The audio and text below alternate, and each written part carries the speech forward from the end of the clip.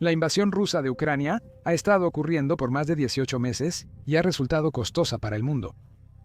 Ambos lados del conflicto han estado invirtiendo miles de millones de dólares en equipo militar, que se destina a hacer explotar miles de millones más. La infraestructura crucial dentro y fuera de la zona de guerra ha sido destruida en nombre de promover la invasión. Y por supuesto, sobre todo, el total de muertes entre los dos lados que luchan en esta guerra ahora se acerca a 500.000 muertos o heridos.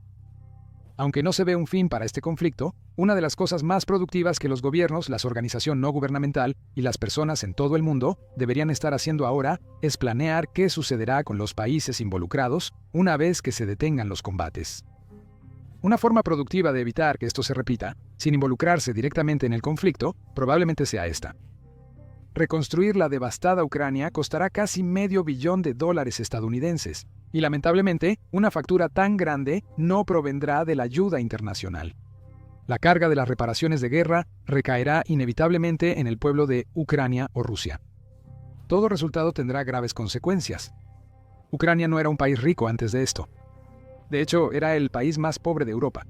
Se estima que los costos de reconstrucción solo superan los 2 años de su producción económica total antes de que comenzara la guerra. Una forma más fácil de pensar en esto es que si Ucrania de alguna manera lograra dedicar toda su economía a los esfuerzos de reconstrucción a expensas de todas las demás funciones económicas, hasta e incluyendo alimentar a su gente, entonces tomaría más de 2 años dedicados solo para volver a donde estaba, y eso asumiendo que su capacidad económica no ha sido reducida por una pérdida asombrosa y desgarradora de capital y mano de obra. En realidad, Ucrania y Rusia estarán pagando por esta guerra durante décadas.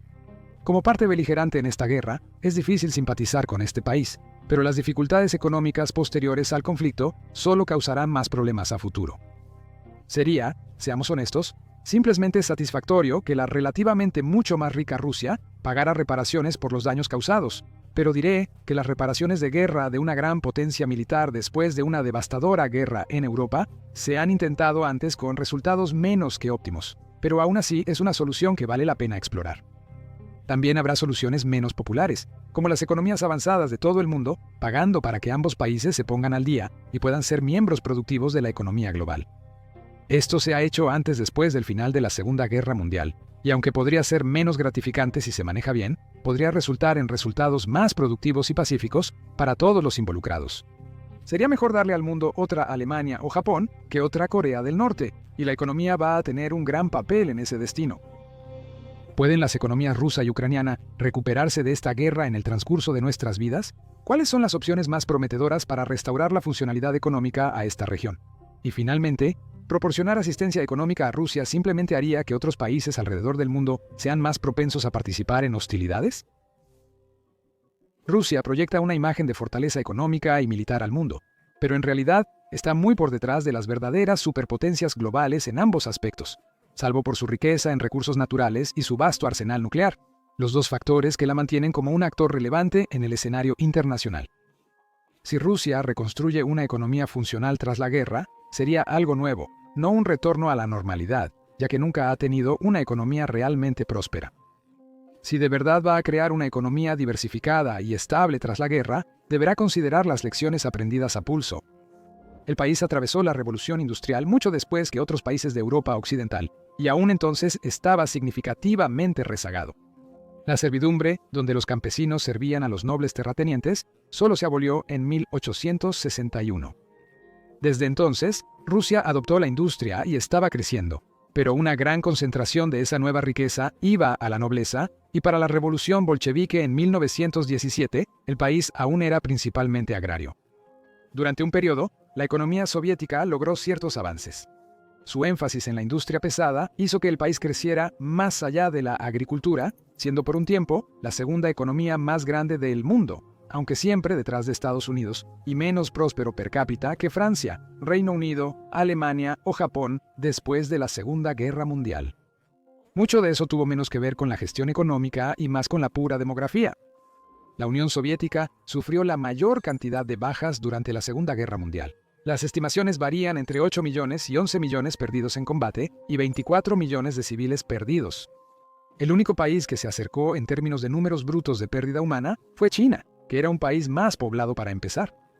Tras la guerra, La Unión Soviética luchó por desarrollar su economía después de perder gran parte de su joven fuerza laboral. Casi el 70% de los hombres, nacidos en 1923 en la Unión Soviética, murieron antes del final de la guerra debido al conflicto, enfermedades, desnutrición y, en algunos casos, por causas naturales que habrían ocurrido de todos modos. Pero sin importar cómo se divida, es una pérdida devastadora. Por supuesto, sobre todo desde una perspectiva humana, pero incluso desde el punto de vista de un economista verdaderamente desalmado, esa es una gran cantidad de mano de obra que no se pudo utilizar para reconstruir o manejar la economía. Muchos también resultaron heridos e incapaces de contribuir con la misma productividad que una persona sana. Las pérdidas de la Segunda Guerra Mundial fueron tan severas que sus impactos aún son visibles en los gráficos de población de ex-estados soviéticos como Rusia y Ucrania, resonando a través de generaciones, debido a que las personas fallecidas en la guerra no pudieron tener descendencia. La tierra, el trabajo y el capital son los factores económicos de producción. Toda economía requiere una combinación de estos. Después de la guerra, el país había perdido una cantidad significativa de capital y trabajo. Medio siglo después, cuando la Unión Soviética colapsaba, planes económicos fallidos, guerras costosas y problemas domésticos dejaron al ruso promedio en la pobreza según estándares globales. Después del colapso de la Unión de Repúblicas Socialistas Soviéticas y la creación de la Federación Rusa, el gobierno llevó a cabo una privatización desastrosa en la que los allegados al gobierno se apoderaron de las industrias estatales que podían ser administradas con grandes beneficios o a costa del ciudadano ruso promedio. En la Unión Soviética, la propiedad privada de empresas era ilegal con pocas excepciones. Bajo este sistema, los trabajadores recibían salarios modestos para comprar pequeños lujos, ya que el Estado les suministraba, en teoría, la mayoría de los elementos esenciales. Cuando Rusia quiso privatizar sus 45.000 organizaciones estatales, que controlaban gran parte de la industria del país, enfrentó un problema. Si lo vendía a inversores extranjeros, entregaría su economía a países que hace poco eran acérrimos rivales globales. Pero si lo vendía a su propia gente, ellos no tenían dinero para invertir en las empresas. El nuevo gobierno ruso entregó vales de privatización a cada ciudadano, incluyendo niños canjeables por acciones en empresas estatales como solución. El problema era que muchas personas en Rusia, en ese momento, estaban desesperadamente pobres y no entendían los nuevos mercados financieros, por lo que intercambiaron los vales por comida o dinero, principalmente a mafiosos que controlaban los mercados negros antes de la caída de la Unión. Por diversos medios, la mayoría de la riqueza estatal acabó en manos de unos pocos, con estrechos lazos con el nuevo gobierno. Los rusos finalmente comprendieron lo ocurrido, y aún hoy existen llamados para revertir las privatizaciones de principios de los años 90. Aunque ahora, 3 décadas después, es muy tarde y las probabilidades de que eso ocurra son escasas. Cuando Putin llegó al poder, sacudió a esta oligarquía, lo que lo hizo increíblemente popular, pero en realidad solo reemplazó a los secuaces del gobierno saliente con los suyos propios. La desigualdad de riqueza en Rusia sigue siendo una de las más severas del mundo. Las pocas industrias básicas restantes de la Unión Soviética aún dominan la economía del país, ya que los poderes fácticos no han necesitado invertir en otros sectores. La abundancia de recursos naturales del país es suficiente para enriquecer a quienes mantienen el sistema, y su reputación de corrupción, inestabilidad política y capitalismo de compadres ahuyenta inversiones en industrias que no involucren la extracción directa de recursos del suelo. Las empresas occidentales avanzadas sí operaban en Rusia antes de las sanciones que se impusieron tras su invasión a Ucrania, pero estaban allí para vender bienes a cambio de petrodólares o para participar directamente en la industria de los recursos naturales. Pocas organizaciones querían establecer instalaciones en Rusia para hacer otra cosa. En 2021, las exportaciones del país fueron principalmente recursos naturales. Menos del 10% de las exportaciones implicaban valor agregado mediante fabricación o adiciones intelectuales, y gran parte de estas eran equipo militar. Aunque no es lo primero que se piensa sobre su economía, Rusia es realmente un estado petrolero, solo que con tundra en lugar de desierto. En muchos aspectos, la simplicidad de la economía rusa ha sido su mejor defensa contra las sanciones globales más severas de la historia. Las economías avanzadas, que dependen de la importación de materiales, les agregan valor, brindan servicios internacionales o son destinos turísticos. Son más vulnerables a las sanciones que un país como Rusia, cuya economía se basa principalmente en los ingresos de los recursos naturales. El petróleo y el gas de Rusia son iguales a los de otros productores, y muchos países neutrales han estado felices de comprarlos con descuento para alimentar sus propias industrias. Este conflicto está afectando la economía rusa, Pero debido a que no era particularmente notable o compleja inicialmente y ha logrado mantener algunos clientes neutrales, su declive ha sido más lento de lo esperado por la mayoría en Occidente. La recuperación económica y la reintegración de Rusia como participante industrial productivo en la economía global dependería de lo que está recuperándose: un colapso absoluto o una leve molestia. Sin embargo, es absurdo pensar que la economía rusa no ha sido afectada por las sanciones y el costo de una gran guerra. Hoy enfrenta muchos de los desafíos que ha enfrentado históricamente. Su economía ha sido lenta para modernizarse y desarrollar industrias avanzadas como sus pares occidentales o del Pacífico asiático, sufre de inestabilidad política y está perdiendo una gran parte de su fuerza laboral más productiva. Nadie puede decir con certeza quién va a ser el líder de Rusia dentro de un año o cómo va a ser su estilo de gobierno. Los desafíos al liderazgo de Putin han existido desde que asumió el cargo, y los comentaristas que predijeron su caída han sido refutados con un gobierno que se ha aferrado al poder a través de varias amenazas reales. Pero cualquier gobierno que recientemente haya enfrentado una revolución armada abierta en su puerta está en una posición inestable, y ese es el punto. Nadie puede predecir el futuro, pero con uno tan incierto, nadie va a hacer inversiones en la economía rusa más allá de las industrias que solo pueden existir en Rusia. Para que Rusia se recupere y construya una economía globalmente competitiva, necesita un gobierno estable que inspire confianza. Esto es diferente a un gobierno que solo ha logrado mantenerse en el poder por mucho tiempo. Un país como Rusia necesita desarrollar industrias que puedan producir una salida estable y emplear a una mayor parte de su población. El petróleo y el gas generan gran valor, pero si el 50% de la economía depende de exportar combustibles fósiles y su precio cae un 50% sin medidas drásticas, la economía puede entrar en una grave recesión. Una industria como la tecnología, las finanzas e incluso la manufactura básica todavía tiene sus altibajos, pero emplea a muchas más personas, y significa que la economía no está a merced del precio de una sola mercancía.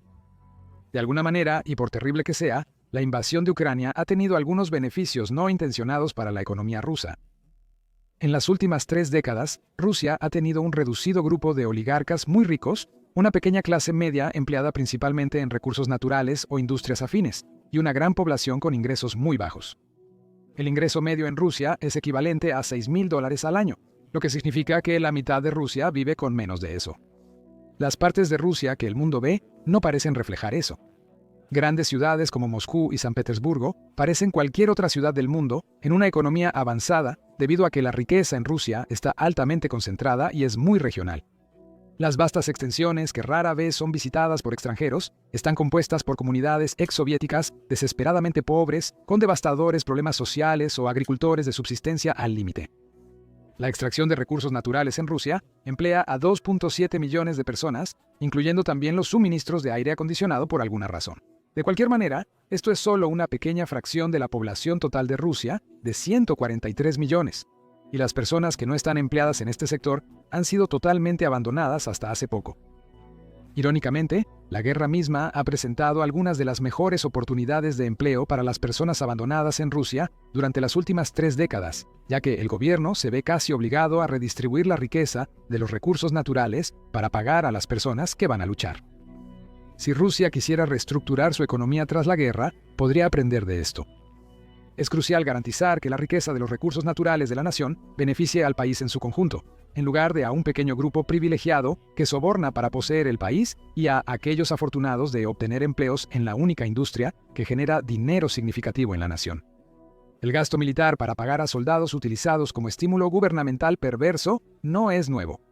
Discutimos a fondo este tema en nuestro video sobre el costo real del armamentismo global, pero hay maneras más eficientes. Si la nueva Rusia que surge tras la guerra convence al mundo de ser un lugar estable y digno para establecer industrias, podría usar su riqueza petrolera para coinvertir en estas nuevas industrias y diversificar su economía. Brindar estabilidad para generar nuevas oportunidades podría ayudar al país a enfrentar su mayor desafío después de la guerra, la demografía arruinada. Miles de jóvenes han muerto o resultado heridos en este conflicto. Cientos de miles más han huido de Rusia por temor a ser obligados a prestar servicio militar o para encontrar una vida mejor en un país que no está bajo las sanciones más severas de la historia. Rusia ya enfrentaba una población en declive y envejecimiento antes de la guerra, lo que implica más personas mayores que sostener y menos jóvenes para apoyarlos. El sector de recursos naturales ha cubierto ese problema por mucho tiempo, ya que la industria no requiere mucha mano de obra para generar una gran producción a la economía. Pero si Rusia quiere construir una economía diversificada, va a necesitar una fuerza laboral productiva, y dado que una gran parte de sus trabajadores más jóvenes y brillantes han huido del país o se han perdido en este conflicto en curso, eso va a ser una batalla cuesta arriba. Rusia enfrentará dificultades para atraer talento calificado mediante la migración, ya que no habla un idioma común y pocos trabajadores calificados querrían mudarse allí para construir una vida mejor para ellos y sus familias. En resumen, se trata de asegurar un gobierno estable. Rusia ha tenido 3 o 4 gobiernos muy diferentes desde 1900. Todos ellos han fallado en brindar a su gente un nivel de vida acorde con el potencial del país. Rusia claramente tiene una oportunidad notable de ser uno de los países más ricos del mundo, porque incluso con un nivel de corrupción y mala gestión que destruiría a la mayoría de los otros países, ha permanecido como una gran potencia global. Claro que es fácil pensar que una lucha continua que convierte al país en una gigantesca Corea del Norte es un buen resultado. Ellos mismos se metieron en este lío, pero históricamente, una de las formas más efectivas de asegurar la paz es fomentar la cooperación económica mediante industrias que generan dependencia mutua. Un intercambio de recursos podría ser un buen comienzo, pero como ha demostrado este conflicto, no es infalible. Claro, nadie puede predecir el futuro, y menos los economistas. Sin embargo, un esfuerzo de reconstrucción posguerra similar al realizado en Europa Occidental o Japón tras la Segunda Guerra Mundial es factible en Ucrania y Rusia. Aunque será menos popular en Rusia, podría servir a una agenda parecida.